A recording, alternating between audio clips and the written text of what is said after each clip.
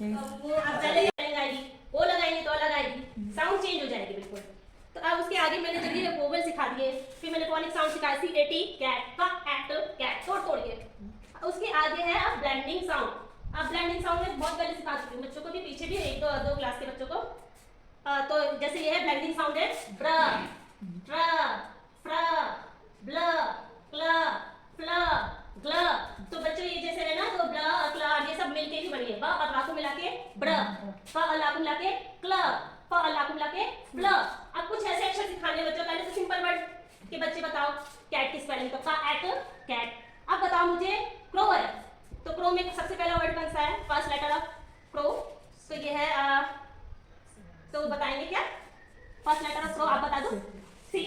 अब second letter of crow आ, तो C R को मिलके क्या बना, क्रो, क्रा। तो क्रा में ओ डब्ल्यू जोड़ेंगे तो क्रो। ऐसे ही फ्रॉग में फर्स्ट लेटर ऑफ फ्रॉग तो F, second letter of frog R. O की साउंड क्या होती है, तो ओ पहले बोल देते हैं, और जी की साउंड गा, तो फ रा ओ तो क्या हो गया, फ्रॉग, मिलके क्या बन गया, फ्रॉग। ऐसे कुछ ये लेटर्स है सारे के सारे, उनको सब अलग बताएंगे। ब र ए न, ब्रेन, ब्र आउं, ब्रा और आउं जोड़ के ब्राउन। कुछ वर्ड तो बच्चों को छोटे छोटे आ गए हैं, जैसे बीट, हीट, ऐसे ब्रेक, ब्रा और ए ब्रेक, ट्रा, ब्रेन, ट्रेन। अब यहाँ पे दो चीजें और सीखेगा बच्चा, जैसे ब्रा है, ट्रा है, कुछ वर्ड सेम सेम है, ब्रेन, ट्रेन, क्रेन, चेन, इस टाइप के। चेन में तो खैर सिंपल वर्ड है, सी एस साउंड है, लेकिन लैंडिंग साउंड से मिलाते तो उनको राइमिंग वर्ड भी आ गए इससे।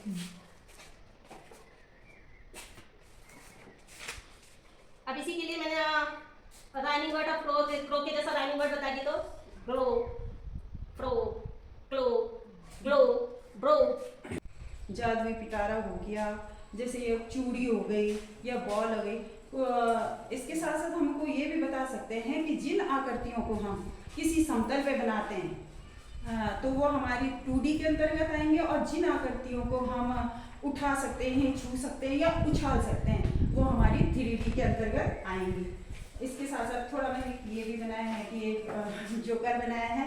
अब मैं बच्चों को थोड़ा दे सकती हूँ उनके प्रैक्टिस के लिए कि अब आप मुझे ये बताइए कि इसमें 2D और 3D वाली आकृतियाँ कौन कौन से, उनके नाम लिखिए या उनको काउंट कीजिए, इसके बारे में। इसमें वोवेल भी आ रहा है, ए ई आई ओ यू से बने जो शब्द धीरे धीरे इनके बेस पे उनको आगे बढ़ाते जाएंगे। O F of, O N on, O R or, A N N. कि जो आकृतियां केवल दो ही दिशा में हमको बताती हैं, जैसे लंबाई या चौड़ाई, और ये आकृतियां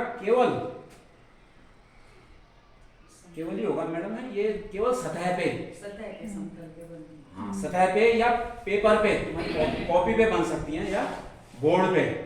ये जो 2D आकृतियां होती हैं, इनको सिर्फ पहले आप बच्चे ये समझें कि ये आकृतियां केवल इन चीजों हम बनाते हैं, इनको इन आकृतियों को हम बना सकते हैं, फर्श पे बना देंगे, ब्लैक बोर्ड पे बना देंगे, पेपर पे बना देंगे। तो ये 2D की आकृति की सबसे बड़ी पहचान ये है। जैसे कि हमने क्या बनाया, वर्ग बनाया, आयत बना लिया, त्रिभुज बना लिया या वृत्त बना लिया। तो इसके बारे में बताते हैं, इनमें केवल लंबाई और चौड़ाई होती है। अब कहने को तो हम ब्लैक बोर्ड को बोल देते हैं कि भाई ये आयताकार है ना, लेकिन आकृति कैसी है, ये समझाने के लिए हम उनको बता देते हैं कि ये आयताकार है इसकी आकृति, लेकिन है तो वो 3D ब्लैक बोर्ड जो है। तब उनको ये बताते हैं कि हम बोर्ड पे जो हम बना रहे हैं, हमने बोर्ड पे ये आयत है, हमने आयत बना के दिखा दिया उसको कि ये आयत है। अभी इस बोर्ड पे जो इसने केवल इसका तल घेरा हुआ है, क्या होती है कि वो तुम्हारे सामने होती है, वो भौतिक रूप में पाई जाती है, हमारा शरीर सब कुछ। अब बताओ तुम्हें और क्या क्या आकृतियां दिख रही हैं यहाँ पे क्लासरूम में, तो वो अपने टेबल है ना। तो मैंने उसके लिए वो बनवा भी रखे उनके लिए, जिसमें बच्चों को बताया स्नान का मतलब कि नहाया नहीं था। मक्खी उसके कान के पास घूम करने लगी, शेर गुस्से में दहाड़ा, अरे स्नान करने लगी।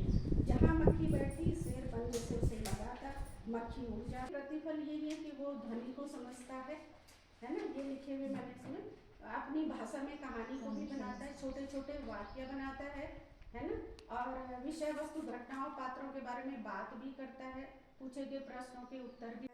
फिर बच्चे सुनते हैं, फिर हमारा अनुकरण करते हैं जैसा हम बोलते। तो मैंने उसमें एनसीईआरटी की बुक से ली है ये कविता, सीखो 3 मैथ सीखो भौरों से नित गाना। तो पहले हम बोलते हैं, फिर बच्चे उसका अनुकरण करते हैं। तो सारी कविता सुनाओ क्या है?